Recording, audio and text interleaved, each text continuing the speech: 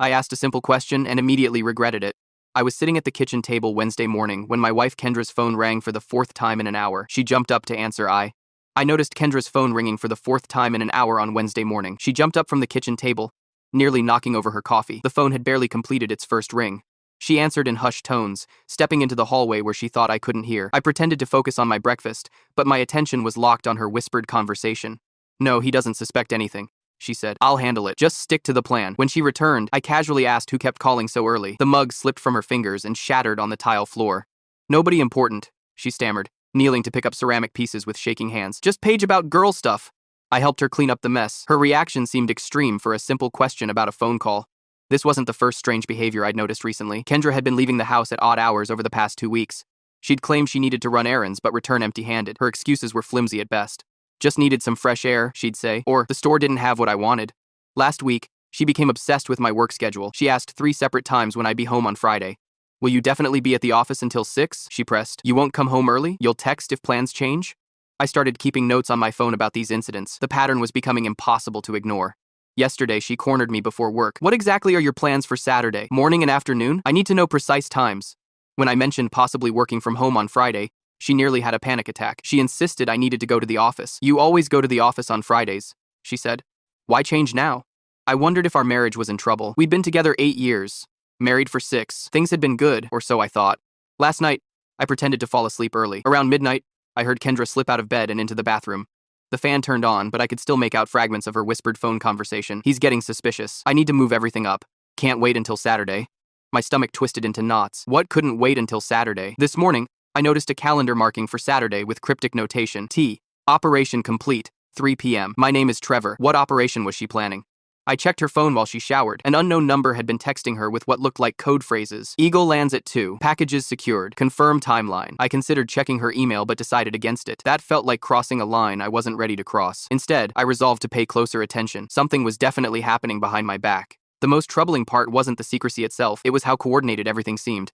Like multiple people were involved in whatever Kendra was planning. I replayed our recent conversations in my head. She'd been asking about my weekend plans for days now, with increasing urgency. "Any chance you'll be out Saturday afternoon?" she'd asked 3 separate times. "Just curious about your schedule." I needed to figure out what was happening before Saturday. The knot in my stomach grew tighter every time I thought about that calendar notation. Operation complete sounded final, permanent, the kind of phrase that changes lives forever. I decided to start documenting everything more carefully. Times, dates, exact phrases. If my marriage was ending, I wanted to understand why. For now, I'd play along with whatever game Kendra was running. I'd pretend not to notice her strange behavior. But Saturday was only 3 days away. Whatever operation she had planned, I needed to be prepared. I walked into the break room Thursday morning and found Marcus hovering near the coffee machine. He smiled way too enthusiastically when he spotted me. "Trevor, just the guy I wanted to see." His voice carried an unusual cheeriness that immediately set off alarms. Marcus and I had worked together for 3 years. We were friendly, but not close. He'd never once sought me out specifically. "Hey Marcus, what's up?" I poured my coffee while maintaining a casual demeanor. He leaned against the counter with forced nonchalance. "Any big plans this weekend? Saturday specifically?" The question felt rehearsed. It was the exact same thing Kendra had been asking repeatedly. "Nothing special. Probably just hanging around the house." I watched his reaction carefully. His eyes widened slightly. "All day Saturday? You're not going anywhere at all?" I decided to test something. "Actually, Kendra's been acting weird about Saturday, getting lots of early morning calls." Marcus nearly dropped his mug. His face went pale. "Calls? What kind of calls?" His voice cracked slightly. "No idea, but she seems nervous about something happening Saturday." I kept my tone casual. Marcus pulled out his phone and began frantically texting. "Probably nothing. You know how women get sometimes." I glanced toward the doorway and noticed my boss Terrell watching our conversation. He quickly pretended to be checking the bulletin board when I spotted him. Marcus made a thin excuse about a meeting and hurried out, whispering something to Terrell as he passed. They both glanced back at me. The pattern continued that evening. Our neighbor Brielle knocked on our door around 6. "Hi, I hate to bother you, but could I borrow some sugar?" She smiled brightly. Brielle had lived next door for 3 years. She'd never once asked to borrow anything. Kendra appeared behind me looking startled. "Brielle, what a surprise." I invited Brielle in while Kendra fetched the sugar. Brielle settled at our kitchen table like she belonged there. "So, Trevor, what are your plans for Saturday? Will you be around the neighborhood?" Her question came out of nowhere. I noticed Kendra freeze by the pantry. "Probably." "Why do you ask?" "Just curious." Brielle's laugh sounded forced. "No particular reason." When Kendra handed her the sugar, they exchanged a meaningful glance. I pretended not to notice. After Brielle left, my phone rang. It was my sister, Nyla. "Hey Trevor, Mom and Dad are hosting a family gathering on Saturday. Can you make it?" Her voice had the same fake cheerfulness as Marcus. "This is the first I'm hearing about it. What's the occasion?" I kept my tone neutral. Just a family thing, around 3 in the afternoon. Nyla sounded like she was reading from a script. Sorry, I can't make it Saturday. I waited for her reaction. I heard her whisper, shit, away from the phone, followed by muffled conversation with someone else. Are you sure? It's really important. The desperation in her voice was obvious. I'll think about it. I ended the call, more convinced than ever that something was happening. Friday morning, Terrell called me into his office. Trevor, I need you to stay late tonight. Critical project just came in. What project? I asked, knowing we had nothing urgent pending. Terrell shuffled papers on his desk. The Johnson account, very important. Need all hands on deck until at least 7 tonight. We didn't have a Johnson account. I'd checked our client list just yesterday. The coordinated pattern was impossible to ignore. Everyone in my life was suddenly interested in my weekend schedule. I decided to test my theory. At lunch, I mentioned to Marcus that I might work from home on Friday. Within 30 minutes, 3 different people called me with urgent reasons I needed to be in the office. The mailroom clerk needed a signature. HR had paperwork that couldn't wait. The IT department needed to update my computer. I changed tactics and told Kendra I might go fishing with a friend on Saturday instead of staying home. Suddenly, everyone who'd been pushing Saturday plans developed scheduling conflicts. Nyla called to say the family gathering was canceled. Terrell said the Johnson project could wait until Monday. That night, I pretended to fall asleep early. Around midnight, Kendra slipped out of bed and into the bathroom. The fan turned on, but I could still hear her whispered conversation. He's getting suspicious. We need to move everything up to tomorrow night, Friday instead of Saturday. My heart raced. Tomorrow was Friday. I know it's not ideal, but Trevor can't find out until it's too late. Her words sent a chill down my spine. I heard her mention packages being delivered and people arriving, something about final preparations and keeping me away from the house. When she returned to bed, I kept my breathing steady. My mind raced with possibilities, none of them good. Whatever operation Kendra had planned was happening tomorrow, not Saturday. Everyone I knew seemed to be involved. I made my decision. I would call in sick tomorrow and find out exactly what was happening behind my back. The coordinated deception had gone on long enough. Tomorrow, I'd discover the truth about what Kendra was planning.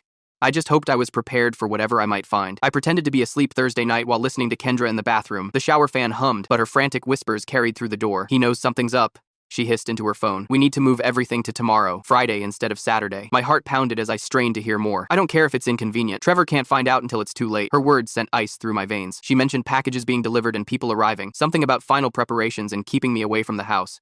I lay motionless when she returned to bed. My mind raced with possibilities. None of them good. Whatever operation they had planned was happening tomorrow, not Saturday. Everyone I knew seemed involved in this conspiracy.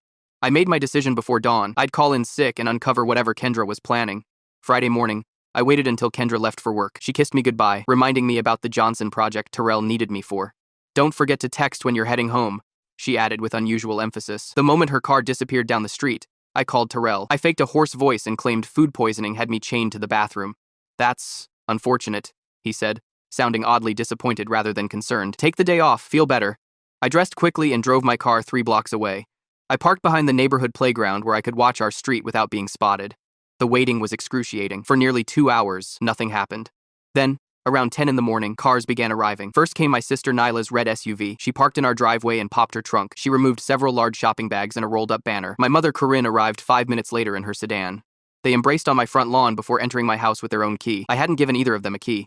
My father Owen arrived next, followed by Marcus from work. They carried boxes from their cars into my house. The parade continued for another hour. Brielle from next door, Paige, Kendra's best friend, my cousin Zaria, my childhood friend Roman. Each person brought something inside: decorations, food containers, wrapped packages. They all used the same key to enter. I waited until the last car arrived before making my move. I circled around the back of neighboring houses to approach from the rear. Our kitchen window offered the perfect vantage point. I crouched beneath it and slowly raised my head to peek inside. The scene inside stunned me. My living room had been transformed with streamers and balloons. A large banner hung across the main wall. Happy 40th Trevor, it proclaimed in bold letters. My birthday wasn't for weeks. Paige directed everyone like a general commanding troops. The cake goes in the refrigerator. Gifts against that wall. Roman and Jonah, Kendra's brother, assembled what looked like an expensive electronic device. A gaming system I'd mentioned wanting months ago. Zaria coordinated with caterers in the kitchen, arranging platters and checking off items on a clipboard. My mother arranged photos on a display board, pictures of me throughout my life. My father inflated more balloons in the corner. I sank down beneath the window, overwhelmed with relief and embarrassment. There was no affair, no sinister plot. This entire conspiracy, all the secretive calls and strange behavior, had been for a surprise birthday party. My surprise birthday party. The phrase "Trevor can't find out until it's too late" suddenly made perfect sense. They weren't plotting against me, they were planning for me. I stayed hidden, watching the activity through various windows. The level of coordination was impressive. Kendra arrived around noon, looking stressed but excited. Is everything ready? He thinks I'm at lunch, but I only have 30 minutes. Almost done, Paige assured her. The decorations are up, food is being prepared, and everyone knows their roles. Did Terrell keep him at the office? Kendra asked. Marcus laughed. He called in sick this morning. Food poisoning, apparently. The room went silent. Kendra's face drained of color. What? He's sick? Where is he now? At home, I guess? Marcus looked confused. Isn't that why you came home to check on him? He's not here, Kendra said, panic rising in her voice. If he's not at work and not here. I watched realization dawn on her face. She knew I had discovered something.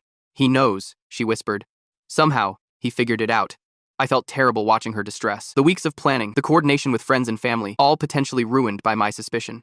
I retreated from the window and circled back to retrieve my car. I needed to decide what to do next. Part of me wanted to return home and pretend to be surprised. Another part felt I should confess to spying on them. As I walked back to my car, I reflected on how my mind had created the worst possible scenario from innocent actions. All those secretive calls, the strange behavior, the coordinated questioning, it was just people trying to arrange a surprise party. I decided to give them the party they'd worked so hard to create. I would go home, act surprised, and never reveal I had discovered their secret. My 40th birthday wasn't for weeks, but Roman's deployment overseas must have prompted the early celebration. I drove home with a smile, rehearsing my surprised face. Sometimes the simplest explanation is the correct one. I just hoped Kendra would forgive me for calling in sick and nearly ruining their surprise. I walked back to my car, still processing what I'd witnessed. The surprise party explained everything. The hushed calls, the strange behavior, the coordinated questioning. I felt ridiculous. I'd spent days building conspiracy theories when my wife was simply planning something nice for me. I sat in my car for several minutes, deciding what to do. The right thing was obvious. I needed to protect their surprise. I started the car and drove around for a few hours. I visited a bookstore, grabbed lunch, and killed time until my normal arrival hour. Around 5 in the afternoon, I pulled into our driveway. I noticed several unfamiliar cars parked down the street. I entered the house with my work bag, acting completely normal. Kendra greeted me in the entryway, her smile slightly forced. How are you feeling? Terrell mentioned food poisoning. She watched my face carefully. Much better now. Must have been something I ate yesterday. I kept my expression neutral. Kendra suggested we relax in the living room. I followed her lead, pretending not to notice her nervous glances. Why don't you turn on the lights? She suggested as we entered the darkened room. I flipped the switch and was met with an explosion of sound. Surprise! The room erupted with familiar faces jumping out from behind furniture. The banner I'd seen earlier hung prominently across the wall. I feigned complete shock, my mouth dropping open. What is this? My birthday isn't for weeks! Kendra threw her arms around me. That's why it's a surprise. We wanted to celebrate early while Roman's still here. Roman stepped forward and hugged me. Shipping out next week, buddy. Couldn't miss your big 4-0. Everyone seemed thrilled by my convincing performance. My parents beamed from across the room.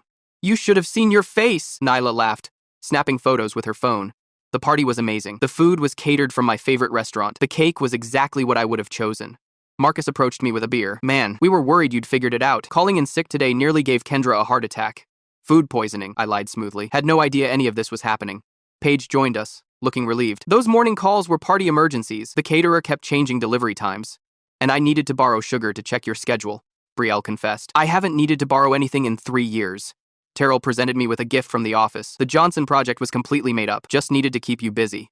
I laughed. You all had me completely fooled. My mother hugged me tight. We've been planning this for weeks. Kendra orchestrated everything. I looked around at the decorations, the food, the gifts. The level of coordination was impressive. Kendra had managed to get everyone I cared about in one room. She'd planned every detail perfectly.